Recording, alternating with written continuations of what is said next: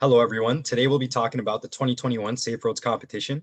My name is Sammy, and in my group I have Natalia, Esther, Wilfredi, Andreas, and Louisa.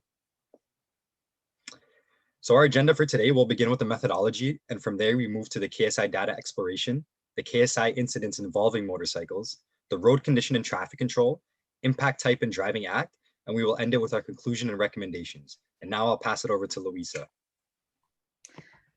Our primary research question is, which is the most prone location of KSI incidents that involve motorcycles?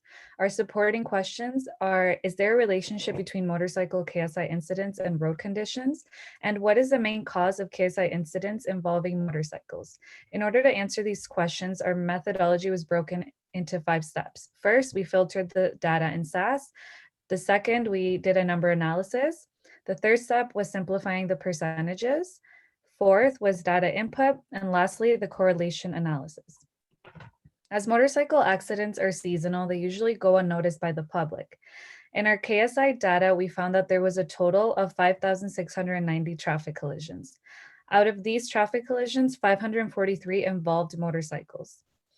That represents a 9.52% of the total data. All right.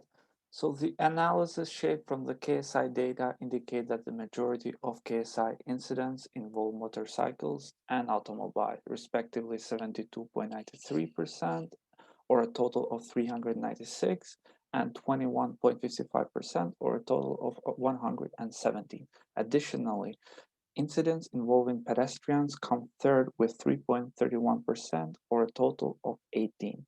The last two involve trucks with 1.66% or a total of 9. And lastly, bikes with 0.55% or a total of 3 KSI incidents. Our findings suggest that the majority of motorcycle collisions with automobiles occur at intersection, precisely 68.93%.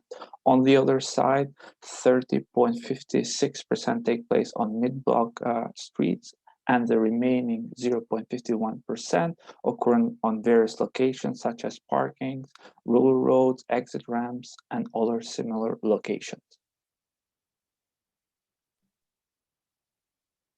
Okay, speaking about road condition and traffic control at intersections, the group believed that road condition and no control in traffic were variables that were going to affect the amount of accidents happening. Therefore, we wanted to understand the causes of motorcycle accidents, and we looked at these 2 variables specifically. Firstly, when filtering motorcycles accidents, we calculated that most accidents happen with ideal road conditions. Actually, around 73% of accidents occur in daylight, around 96% occur when there's clear visibility, and around 95% occur when the roads are dry. Similarly, we found that no control is not a significant enough variable to be affecting the amount of accidents happening, as most accidents happen actually where there are traffic signals. This amounts for 54%, whereas a stop sign amount for 18% and no control amount for 27%. What this shows is that the majority of KSI incidents involving motorcycles and automobile at intersections happen when road conditions are ideal and where there's traffic signals. As we further analyze the data, we continue to take a look at incidents that involve both motorcycles and cars at intersections. We learned that the highest percentage of accidents takes place at intersections where both the drivers were driving safely or properly, which is around 38% of all the cases. This is followed by 17% of people that fail to yield the right of way and 15% of people that do improper turns. The impact type of these accidents seems to be mainly the turn and movement action, which is when a driver is going left or right. The following number is also, and this represents 70%. The following type of accident or impact is also angle and rear end, which are both around 9 and 10%.